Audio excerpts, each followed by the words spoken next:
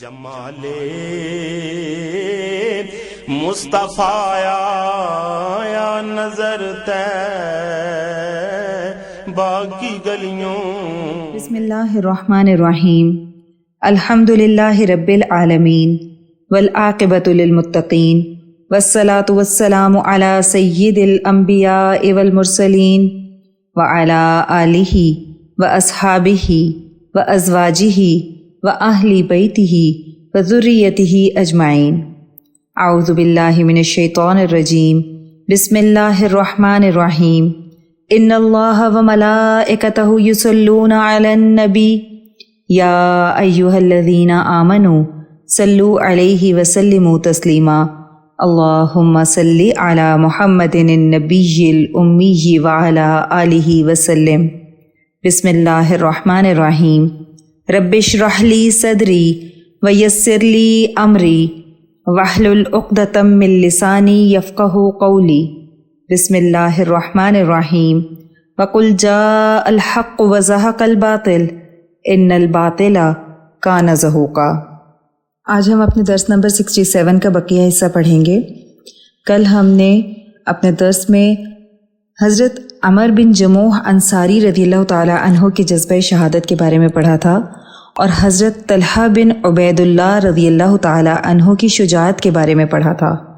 آج ہم اپنا درس آگے بڑھائیں گے اور ہم پڑھیں گے آقائے دو جہاں رسول اللہ صلی اللہ علیہ وآلہ وسلم کا زخمی ہونا. آئیے آغاز کرتے ہیں. بسم اللہ الرحمن الرحیم. غزوہ احد میں جہاں صحابہ رضی اللہ عنہم کی بڑی بڑی قربانیاں اور وفاداریاں دیکھنے میں آئیں، وہاں مشرکین کی جانب سے بھی نہایت افسوسناک واقعات سامنے آئے، جس میں سب سے زیادہ دلسوز واقعہ وہ ہے جب آقائے دو جہاں صلی اللہ علیہ وآلہ وسلم کو اس مارکے میں شدید زخمی کیا گیا. ارباب سیر بیان کرتے ہیں کہ کفار فجار میں سے 5 آدمیوں نے باہم عہد کیا تھا کہ سید کائنات صلی اللہ علیہ وآلہ وسلم کو نعوذ باللہ شہید کریں گے. ان میں سے ایک کا نام عبداللہ بن قمہ تھا جو اپنی قوم میں سب سے زیادہ برا آدمی تھا. دوسرا عتبہ بن ابی وقاص جو حضرت سعد بن ابی وقاص رضی اللہ تعالی عنہ کا بھائی تھا. تیسرا عبداللہ بن شہاب زہری تھا اور چوتھا ابی بن خلف. ان بدبختوں نے اتنا نہ جانا کہ وہ آپ صلی اللہ علیہ وآلہ وسلم کو کیسے شہید کر سکتے ہیں کہ آپ صلی اللہ علیہ وآلہ وسلم اس وقت تک اس دنیا سے تشریف نہیں لے جا سکتے جب تک اللہ کا دین اسلام تمام ادیان پر غالب نہ آ جائے. اللہ پاک سورہ صف کی آیت نمبر 8 میں فرماتے ہیں یریدون لیطفئوا نور اللہ بافواہہم واللہ متم نورہ ولو کرہ الکافرون. اور اس کا ترجمہ ہے کفار یہ چاہتے ہیں کہ اللہ کے نور کو اپنی پھونکوں سے بجھا دیں، حالانکہ اللہ اپنے نور کو مکمل فرمانے والا ہے، اگرچہ یہ بات کفار کو ناپسند ہی کیوں نہ ہو. لیکن ان کو یہ باتیں کہاں سمجھ آنے والی تھیں، اور یہ لوگ اس بری نیت سے آپ صلی اللہ علیہ وآلہ وسلم کے قریب پہنچ چکے تھے. عاشقین رسول صلی اللہ علیہ وآلہ وسلم نے نبی علیہ السلام کی خدمت اور حفاظت میں کوئی کسر نہ چھوڑی تھی. اچانک عبداللہ بن قمہ بدبخت نے لپک کر آپ صلی اللہ علیہ وآلہ وسلم کے کندھے مبارک پر ایسی سخت تلوار ماری کہ آپ صلی اللہ علیہ وآلہ وسلم کا کندھا مبارک شدید زخمی ہو گیا، جس کی تکلیف آپ صلی اللہ علیہ وآلہ وسلم 1 ماہ بعد تک بھی محسوس فرماتے تھے. تلوار کا اتنا زوردار وار تھا جس کی وجہ سے مغفر جو لوہے کی ٹوپی ہوتی ہے، مغفر کی 2 کڑیاں رخسار مبارک میں پیوست ہو گئی تھیں اور چہرہ مبارک سے خون بہنے لگا. جب ابن قمہ نے نبی علیہ السلام پر وار کیا تو اس نے للکار کر کہا، لو سنبھال لو میں ابن قمہ ہوں۔ حضرت صلی اللہ علیہ وآلہ وسلم نے فرمایا اقماک اللہ، اللہ تجھے توڑ ڈالے، ہلاک کرے۔ ابن قمہ کا انجام۔ روایت میں آتا ہے کہ جنگ سے واپس جانے کے بعد ابن قمہ جب اپنی بکریوں کو دیکھنے نکلا تو بکریاں اس کو پہاڑ کی چوٹی پر ملیں۔ وہ وہاں پہنچا تو ایک پہاڑی بکرے نے حملہ کر دیا اور اس ملعون کو سینگ مار مار کر پہاڑ سے نیچے دھکیل دیا اور وہ جہنم رسید ہوا۔ دانت مبارک شہید۔ اسی اثناء میں عتبہ بن ابی وقاص نے ایک پتھر سے آپ صلی اللہ علیہ وآلہ وسلم کی طرف حملہ کیا۔ وہ پتھر آپ صلی اللہ علیہ وآلہ وسلم کے چہرہ انور پر لگا اور محبوب صلی اللہ علیہ وآلہ وسلم کے سامنے کے نچلے 4 دانت شہید ہو گئے اور لب مبارک کا نچلا حصہ بھی شدید زخمی ہو گیا۔ اسی وجہ سے حضرت سعد بن ابی وقاص رضی اللہ تعالیٰ عنہ فرماتے ہیں کہ میں جس قدر اپنے بھائی کے قتل کا حریص ہوں اتنا کسی کے قتل کا خواہش مند نہیں رہا۔ عبداللہ بن شہاب زہری نے بھی عتبہ کی طرح ایک پتھر حضور صلی اللہ علیہ وآلہ وسلم کے چہرہ مبارک پر پھینکا۔ خون بہت شدت سے بہنے لگا، تمام چہرہ خون آلود ہو گیا۔ اس وقت محبوب صلی اللہ علیہ وآلہ وسلم چہرہ مبارک سے خون پونچھتے جاتے اور کہتے جاتے کہ وہ قوم کیسے فلاح پا سکتی ہے جو اپنے نبی کے چہرے کو خون آلود کرے، حالانکہ ان کا نبی ان کے رب کی طرف بلاتا ہے۔ اس وقت اللہ رب العزت کا فرمان لے کر جبرائیل علیہ السلام نازل ہوئے۔ لیس لک من الامر شیء او یتوب علیہم او یعذبہم فانہم ظالمون۔ سورہ آل عمران کی آیت نمبر 128، اور اس کا ترجمہ ہے اس امر میں آپ کو کوئی اختیار نہیں یہاں تک کہ خدا مہربانی فرمائے یا ان کو توبہ کی توفیق دے یا ان کو عذاب دے، کیونکہ وہ بڑے ظالم ہیں۔ بعض روایات کے مطابق آپ صلی اللہ علیہ وآلہ وسلم نے یہ بد دعا سرداران قریش کے حق میں فرمائی تھی، جیسے صفوان بن امیہ، حارث بن حشام اور سہیل بن عمر وغیرہ، اور یہ تینوں فتح مکہ کے بعد اسلام لے آئے تھے۔ حضرت عبداللہ بن مسعود رضی اللہ تعالی عنہ فرماتے ہیں کہ گویا میں دیکھ رہا تھا کہ پیشانی مبارک سے آپ صلی اللہ علیہ وآلہ وسلم خون پونچھتے جا رہے تھے اور فرماتے جا رہے تھے رب اغفر لی لقومی فانہم لا یعلمون، اے پروردگار میری قوم کی مغفرت فرما، وہ نہیں جانتے۔ ایک روایت میں ہے کہ چہرہ انور سے خون بہنے لگا تو حضرت ابو سعید خدری رضی اللہ تعالی عنہ کے والد ماجد مالک بن سنان رضی اللہ تعالی عنہ نے تمام خون چوس کر صاف کر دیا۔ آپ صلی اللہ علیہ وآلہ وسلم نے فرمایا لن تمسک النار، تمہیں جہنم کی آگ ہرگز نہیں چھوئے گی۔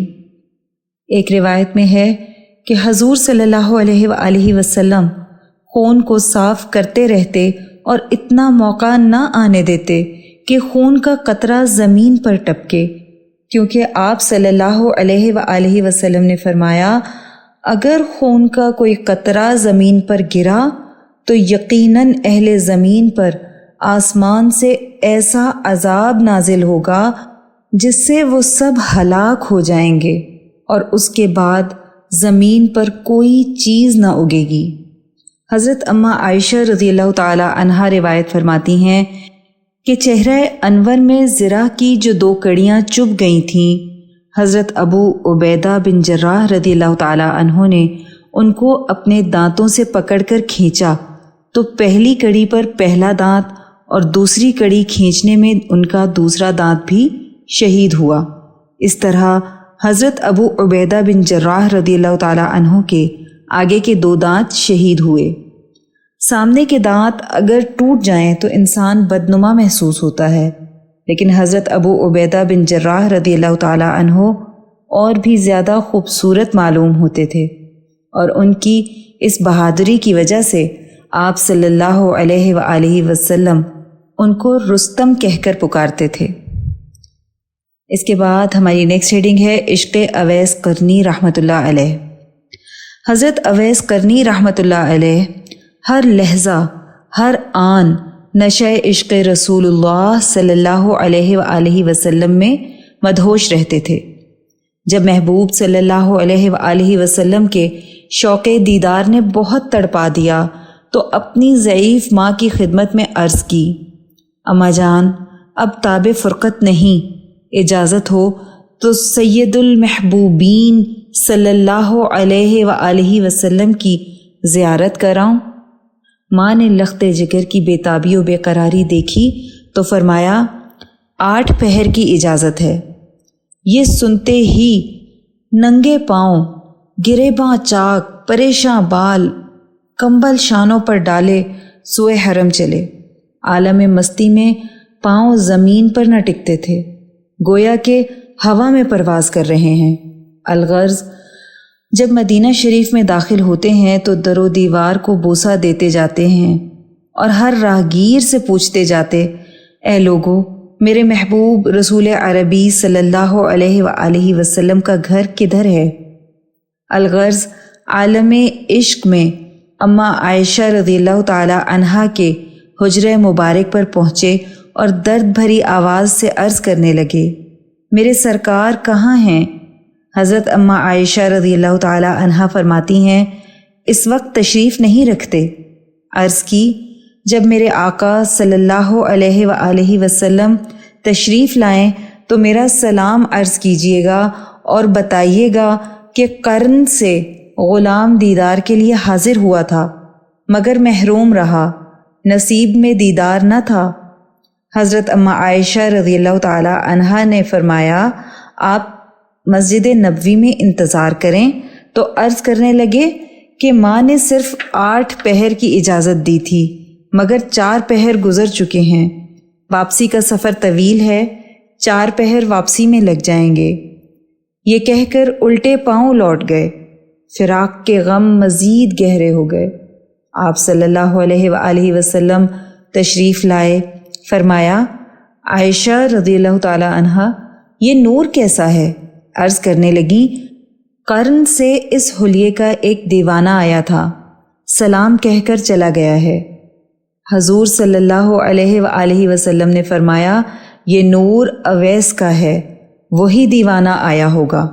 یہ فرما کر حضور صلی اللہ علیہ وآلہ وسلم کی چشم مبارک نم ہو گئیں۔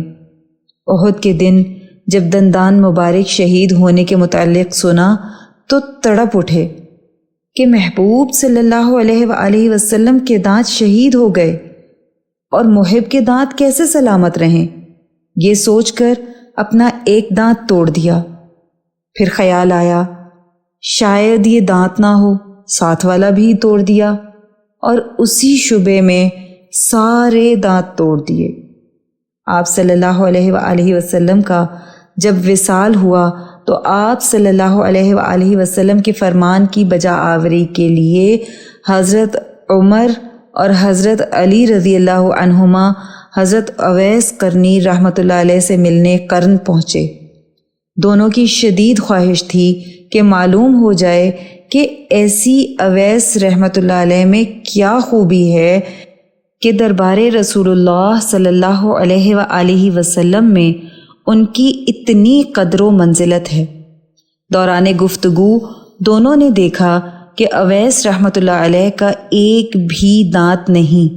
جب ان سے پوچھا گیا تو کہنے لگے کہ احد کے دن میرے آقا صلی اللہ علیہ وآلہ وسلم کے دندان مبارک شہید ہونے کی خبر مجھ تک پہنچی تو میں نے ایک کے بعد ایک تمام دانت توڑ ڈالے کہ نہ جانے محبوب صلی اللہ علیہ وآلہ وسلم کا کون سا دانت شہید ہوا ہوگا، تب جا کر سکون ملا۔ یہ سن کر دونوں اصحاب رضی اللہ عنہما پر رقت طاری ہو گئی اور اویس رحمۃ اللہ علیہ کا مقام سمجھ آ گیا۔ حضرت اویس قرنی رحمۃ اللہ علیہ ویرانوں اور تنہائیوں میں زندگی بسر کرتے تھے۔ کوئی نہیں جانتا تھا کہ اس کمزور اور لاغر جسم کے اندر عشق رسول عربی صلی اللہ علیہ وآلہ وسلم کا سمندر ٹھاٹھے مار رہا ہے۔ اللہ پاک ہم سب کو بھی آقا کریم صلی اللہ علیہ وآلہ وسلم کا ایسا عشق عطا فرمائے، آمین ثم آمین۔ یہاں ہمارا درس نمبر 67 مکمل ہو گیا۔ آئیے دعا کر لیتے ہیں۔ اللہم صلی علی محمد النبی الامی وعلی آلہ وسلم۔ اے اللہ، ہماری اس کاوش کو قبول فرمائیں اور اس کو ہماری بخشش کا ذریعہ بنا دیں۔ اس کو قیامت تک امت کے لیے ہدایت اور عشق نبی صلی اللہ علیہ وآلہ وسلم کا ذریعہ بنا دیں۔ یا اللہ، ہمیں بھی حضرت اویس قرنی رحمۃ اللہ علیہ جیسا عشق رسول اللہ صلی اللہ علیہ وآلہ وسلم عطا فرما دیں کہ ہم ان کی حیات مبارکہ کو سیکھیں اور ان کی سنتوں کے مطابق اپنی زندگیوں کو ڈھال لیں۔ یا اللہ، جو کچھ پڑھا سنا اس کا ثواب نبی کریم صلی اللہ علیہ وآلہ وسلم کو تحفتاً ہدیتاً نذرانتاً محبتاً عقیدتاً پیش کرتے ہیں۔ یا اللہ پاک قبول و منظور فرما لیں۔ یا اللہ پاک نبی کریم صلی اللہ علیہ وآلہ وسلم کی برکت سے اس کا ثواب تمام انبیاء کرام، خلفائے راشدین، امہات المؤمنین، اہل بیت اطہار، صحابہ کرام، صحابیات، بزرگان دین، اولیاء اللہ، شہداء، صدیقین، صالحین، مؤمنین، مؤمنات، مسلمین، مسلمات کو پیش کرتے ہیں۔ قبول و منظور فرما لیں۔